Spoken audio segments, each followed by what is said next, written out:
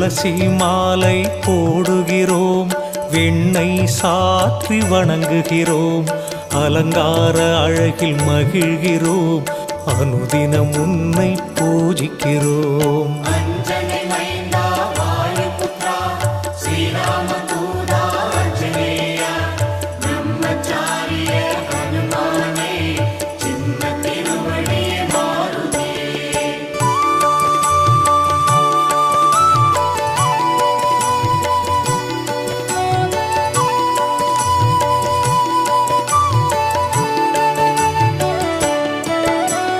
வாராவாரம் சனிக்கிழமை வணங்கி மகிழும் பக்தர்களை திருவருள் புரிந்து காக்கின்றாய், வேண்டுதல் யாவும் தீர்க்கின்றாய்.